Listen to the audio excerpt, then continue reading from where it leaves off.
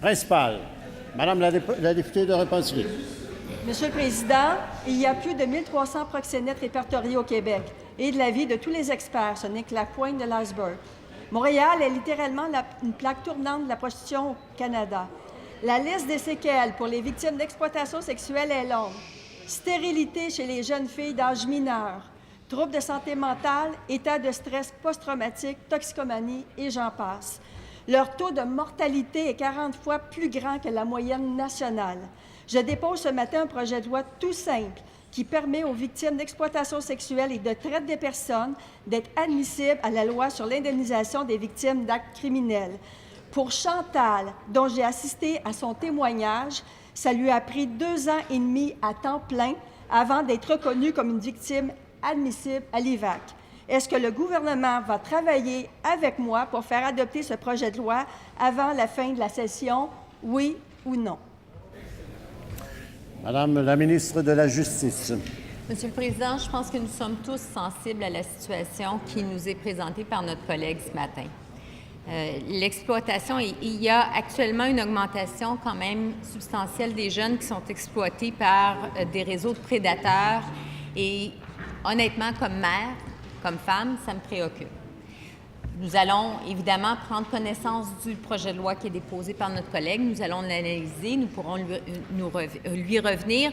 Ceci dit, Monsieur le Président, il est quand même important de rappeler que bien que la traite de personnes ne soit pas en soi listée, indiquée au sein de la liste des crimes couverts par l'IVAC, les victimes peuvent toutefois être reconnues en tenant compte des autres actes criminels comme la séquestration, l'agression sexuelle, les voies de fait, l'intimidation, le braquage d'armes. Bref, les victimes peuvent recevoir l'aide dont elles ont besoin pour sortir de l'emprise des prédateurs.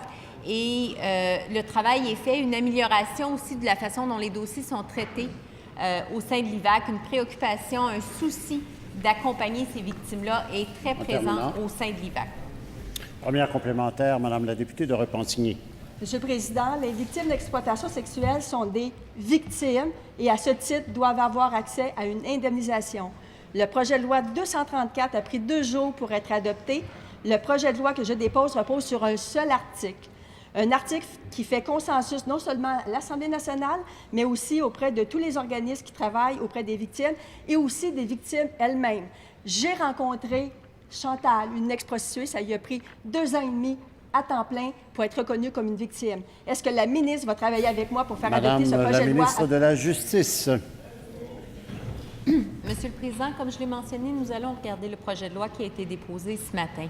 Ceci dit, il est important de préciser, comme je l'ai mentionné tout à l'heure, que les victimes de traite de personnes peuvent recevoir une indemnisation par l'IVAC. Je ne veux pas commenter le cas précis de Chantal. Chaque cas est particulier, chaque cas comporte ses particularités. Ceci dit, les victimes d'agressions sexuelles, les victimes de voies de fait, les victimes d'intimidation, les victimes de séquestration peuvent faire l'objet d'une indemnisation, peuvent recevoir l'aide dont elles ont besoin pour tourner la page et recommencer une vie beaucoup plus sereine. Deuxième complémentaire, Madame la députée de Repentigny. Monsieur le Président, c'est plus qu'un projet de loi que je dépose ce matin, c'est une reconnaissance de la réalité de ces femmes et de la violence qu'elles ont subie. C'est un chemin de croix qu'on impose à des femmes qui ont vécu l'enfer. C'est l'action 19 du plan de la stratégie gouvernementale pour prévenir et contrer les violences sexuelles. C'est de ça dont on parle. Est-ce que la ministre va travailler avec moi pour faire adopter ce projet de loi avant la fin de la session? Oui ou non? Madame la ministre de la Justice. Monsieur le Président, je pense qu'on est tous préoccupés par le sort qui est réservé aux victimes d'exploitation sexuelle. Il n'y a personne ici qui souhaite faire de la politique sur le dos de ces femmes-là. Et je l'ai mentionné, nous avons des dispositions qui permettent d'aider ces femmes-là. L'an dernier, à pareille date, j'ai annoncé un plan d'action important pour l'IVAC, des investissements de 54 millions pour assurer de traiter plus rapidement, de façon beaucoup plus personnelle, les réclamations qui sont présentées pour éviter justement que des délais importants ne soient imposés à celles qui sont victimes. Reconnaissons à tout de moins le travail qui a été fait.